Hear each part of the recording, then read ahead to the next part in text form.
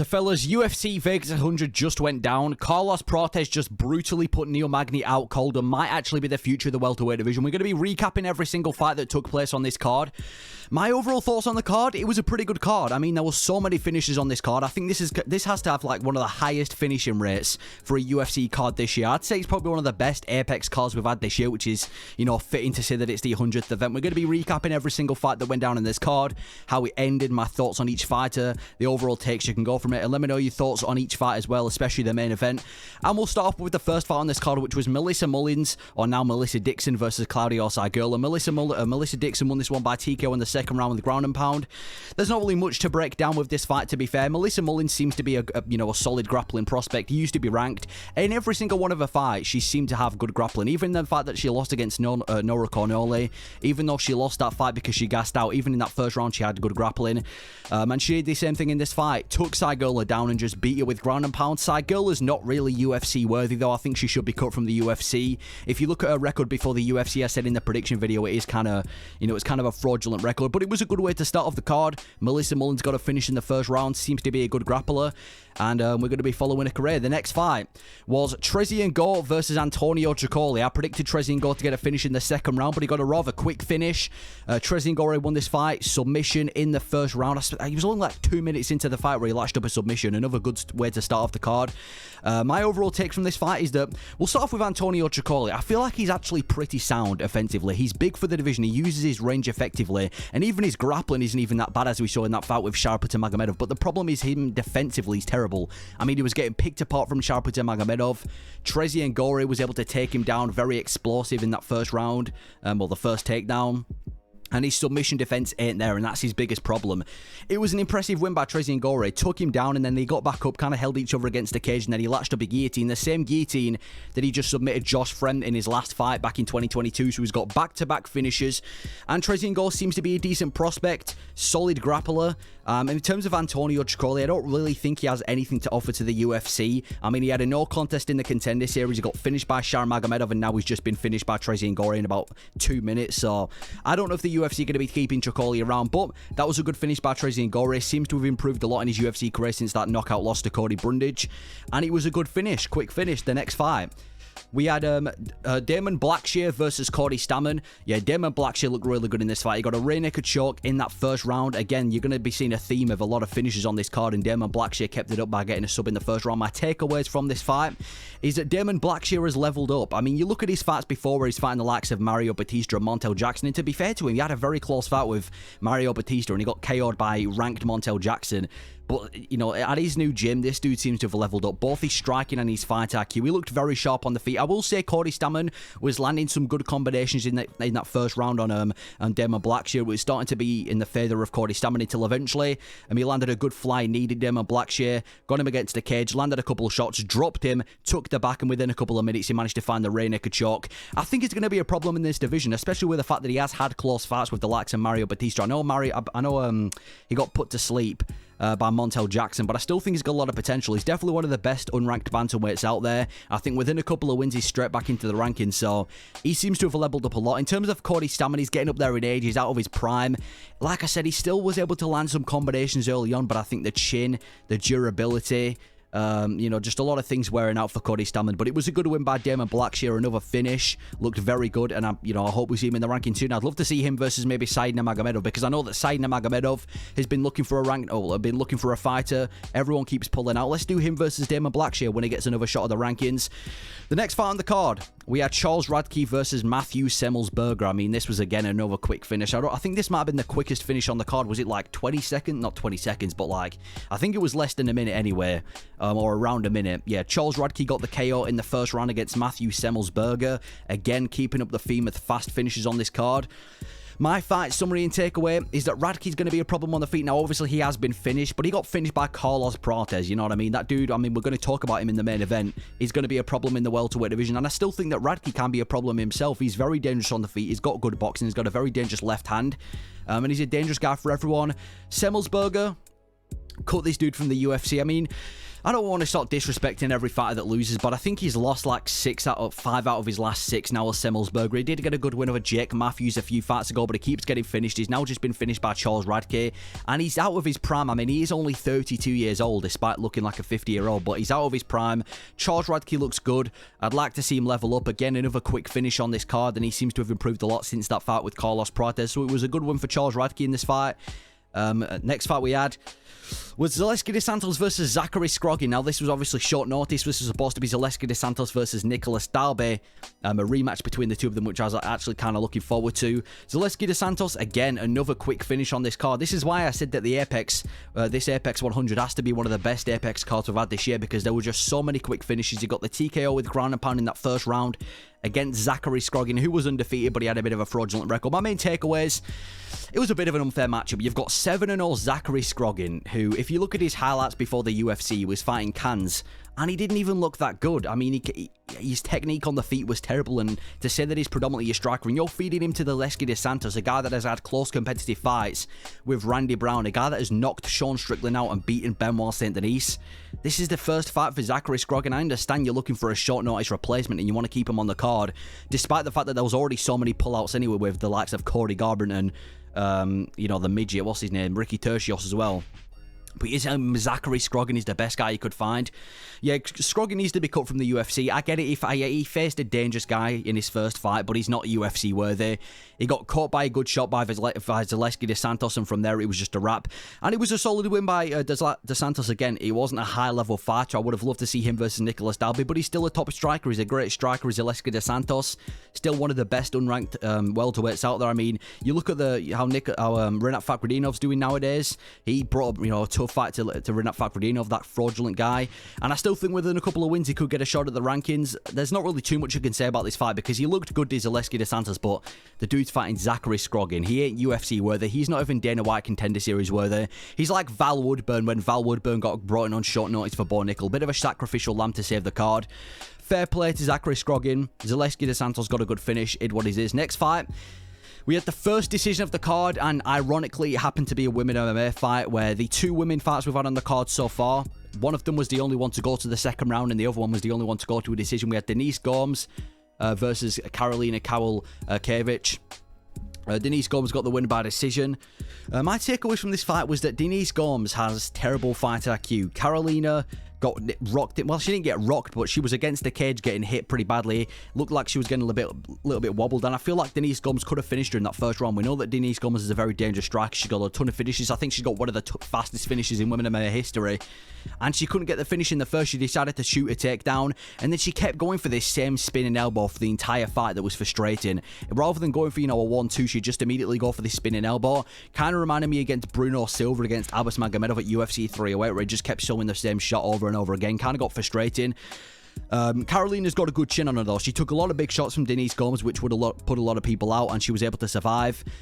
Bit of a back and forth fight. I mean, Karolina's still got it. I don't think she's completely washed, especially for the fact that she's 39 years old competing in the strawweight division, but it is what it does. Good chin for Karolina. I still think she can keep it up, but she probably beats like a Molly McCann or a Bruno Brazil. And for Denise Gomes, good win. Keeping up a career. Fight IQ needs to be worked on because I truly believe she's got to finish in that first round, but it is what it is. Next fight we had was Mansur Abdul Malik versus Dusko Todovoric. Now, yeah, Mansur Malik's going to be a problem in the middleweight division. I said in the prediction video, this dude's going to be a problem, and he proved it tonight. He got a TKO in the first round by ground and pound. Nearly finished him, you know, a much earlier on in the fight, but again, another first round finish straight after the women MMA fight. My fight summary and takeaway from this is that, like I just said, Mansur Abdul Malik is going to be the future of the middleweight division. This dude's super athletic. This dude's so fast and powerful as well. Like, he's so quick with his shots. It's so much faster than Todovoric was, and he was just so much more powerful. Trains with the like of Sean Strickland as well, so he's with a good team. He's just an absolute machine, and I really do think he's going to go far. And even if you look at his career before the UFC, I'm pretty sure he just had straight finishes before the UFC. Something like 5 knockouts and 1 submission as well. He's an absolute machine. Looked good in his first fight. In terms of Todovoric, he's tough. I'm still kind of surprised he was able to finish that first big shot from Abdul Malik. Abdul Malik came with a big shot. He was able to survive. So he's tough to survive that until eventually got got finished again, but he hasn't really got anything to offer to the UFC. I'm pretty sure he's lost like 5 out of his last 7 or something like that. He's lost the majority of his recent fights, just got finished by the UFC newcomer, Mansur Abdul Malik, and when the UFC put these fights on, it's usually to kind of bring somebody in and take somebody out the UFC, so I think this might be the end of the UFC career for Dusko Todovoric, but good win for Mansur Abdul Malik, good prospect in the middleweight division. Hopefully we can build him up, and he's an absolute killer. If you promote this guy right, you give him the correct matchups, he could be a real problem in the middleweight division. And like I said before, in the prediction and in this dude's going to be an absolute problem. He's a killer. The next fight we had was on another fight on the main card. Again, ironically, the next women MMA fight went to a decision. We had Luana Pinheiro versus Gillian Robertson. Ended up in a decision. Pretty good fight, to be fair. Quite back and forth. My main takeaways from this fight is that Gillian Robertson is such a high-level grappler. I mean, in a fight before this, she absolutely dominated Michelle Watson Gomes. And she is one of the best grapplers in women MMA right now. And she's got the grappling to take her to becoming a champion. The problem is she needs to work on her stand-up. She is so slow on the feet. I mean, in that first round, Pinheiro was absolutely, not piecing her up, but she was definitely outlanding her on the feet because Gillian Robertson's stand-up is atrocious. She's so slow. Pinheiro was beating her on the feet. And if she wants to be a legit contender, she is going to have to work on that stand-up. And even the gas tank, she keeps criticizing herself, saying that she's not able to get the finish. That's probably her problem. She's looking too much for the finish. Take your time. Don't just rush in with the takedown whenever you can. Also, like I said, you need to work in stand-up. In terms of Pinheiro, she didn't look too bad. I feel like the referee was a bit harsh on her. Every single time she put her hand remotely near the cage, the referee would start complaining, saying that she's grabbing the cage, which I thought was quite unfair. But she did good. She was able to have some decent takedown defense. She was definitely outlanding Gillian Robertson on the feet. It was a close fight. But Gillian Robertson gets another win, back in the winning column. Great grappler. But yeah, she just needs to work on her stand-up. There's a couple of holes in her game. The stamina could be worked on as well. Pinheiro, I think she still deserves to be in the rankings because she didn't put up a bad performance. But Gillian Robertson, if she can play her cards right, she's going to be a big problem in women MMA. The next fight was Cortavius Romeus versus Gaston Bolanos. The first fight that I got incorrect on the card. I got a lot of good picks on this card, to be fair. Good card in terms of predictions, but Gaston Bolanos was able to get a decision. First things first, this dude looks so much like Ilia Topuria. When I was watching this fight, I was like, am I watching Gaston Bolanos or am I watching Ilia Topuria? He looks so much like Topuria with the tattoos, the shorts, the beard, the hair. Everything about him. Anyway, my main takeaways from this fight, it was a fun back and forth fight. At the beginning of the first round, Gaston Bolanos was absolutely piecing up Romeus with those leg kicks. Then Romeus nearly finishes him towards the end of the first. And then for the rest of the fight, it's just back and forth the entire time. The second that one of them would have success, the other guy would come back and do something big. Bolanos looked sharp on the feet. He did look sharp on the feet, though. His kickboxing seemed to be very improved. I thought he was quite fraudulent when he came to the UFC. But now, after that performance, I can tell you he's not a fraud. He actually has pretty solid striking, and even his grappling ain't that bad as well. We saw before the UFC and Bellator, his grappling was kind of something we had to question, but he had solid grappling in this fight, solid grappling defense, and Romeus had frauded fight IQ. There was a very bad fight IQ from Romeus in this fight. Towards the end of that third round, he was in full, well, he was in guard of Bolanos. He was supposed to hit him with elbows, do as much damage to secure the round as possible, and he just kind of led there, got back up, and then went straight back in guard and did absolutely nothing with it. So the fight IQ of Romeus needs to be worked on. I'm not saying he should be cut from the UFC or anything like that. I think we're giving him a chance because he did nearly finish Bolanos in that first round. Bolanos did get saved by the bell, but I think he could have done a little bit better. But good win for Bolanos. Solid striker, solid grappler. And to be fair, if he can build himself up, he's got a little bit of potential in the UFC. Just shut down the newcomer who I thought was going to win. The next fight was the co-main event. GM3 Gerald Meerschaert versus Reina de Ridder. Now, obviously, Reina de Ridder was coming into the UFC with a bit of hype, being a double champ in a different promotion, and he got the finish by sub-arm triangle in that third round. Bit of a sloppy fight. I mean, after that second round, like halfway through the second round, both of these guys had absolutely nothing in the gas tank. They both looked completely out of it, and I was expecting this to be predominantly a grappling matchup, but in that first round, it was predominantly on the feet. My main takeaways is that they are both awful on the feet. Yeah, in that first round, the grappling kind of counted out, and they were both kind of striking each other. And when you see two grapplers who don't really have stand-up force a fight on the feet, you kind of just appreciate some of the other strikers in the UFC for how bad these guys were. But you know what? It kind of made for a fun fight. It's like watching a brawl fight in a pub or like a bar fight or something, like a street fight where there's just two low-level guys going out there and swinging. I'd say GM3 was winning that first round until eventually Reina de Ridder hit him with a big shot, dropped him, and he got saved by the bell, did GM3. If that round was 10 seconds longer, he would have got finished. And they're just very evenly matched as well. They've got very good jiu-jitsu. They were both landing on the feet. It was a very evenly matched fight. The matchmakers did a good job. I'd say de Ridder was the slightly better grappler, though. He was having the better exchanges in the grappling. His wrestling, his takedown output was a lot better. And I just don't think he becomes ranked, though, with Reina Derrida. I know he's got a bit of a hype because he came over to the UFC, just finished GM3, but it was a bit of a sloppy submission. I mean, I know he nearly got the finish in that first round, but the second he faces someone with takedown defense and solid striking, he's probably going to get knocked out. So I think he's going to be one of these unranked middleweights that put on good performances, gets a couple of submissions here and there, but I don't think he makes it into the middleweight rankings, especially for how stacked the middleweight division is now. I think a good fight for him could be if Bo Nickel beats Paul Craig. Maybe we do Paul Craig versus Reina Derrida, another good middleweight matchup. I think that could be good. But yeah, good co-main event. Well, I say it was a good co-main event. Bit of a sloppy fight. Not really the most technical fight. I thought GM3 was going to lose by TKO in the second round, and Reina Derrida got the win. And that brings us on to the main event. Carlos Prates versus Neil Magny. And the title of the video. Yeah, Carlos Prates knocked out Neil Magny brutally in that first round. Face planted him on the canvas. And I think he's going to be the future of the welterweight division. I know a lot of people tend to say that, but I think if you do Carlos Prates versus MVP, he finishes MVP. I'd love to see him versus Michael Morales. That's like a dream fight right now in the welterweight division. But this dude's going to be a big problem. Coming out of fighting nerds, just got another knockout in the first round like he has to everybody else in the UFC. Such a dangerous striker. And if he can work on his takedown defense a little bit, which he seemed to have done in this fight with Neil Magny, he's going to be a problem. But yeah, this dude, he's the future of the welterweight division. So dangerous, so fun to watch.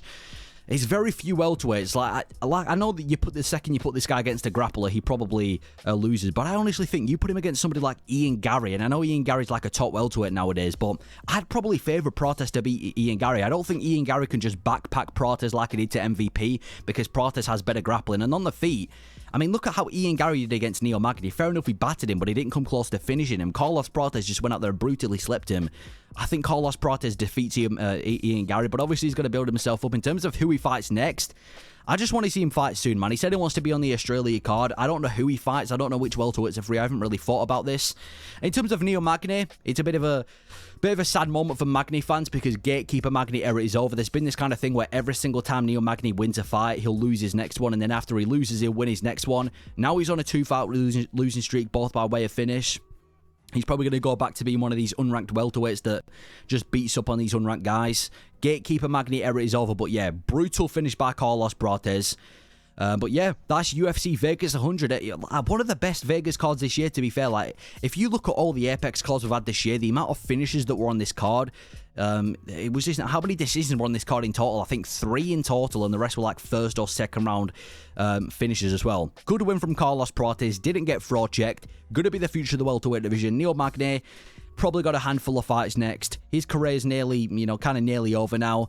But yeah, let me know your thoughts on this fight night. Let me know your thoughts on Carlos Prates and his future. And thank you for watching.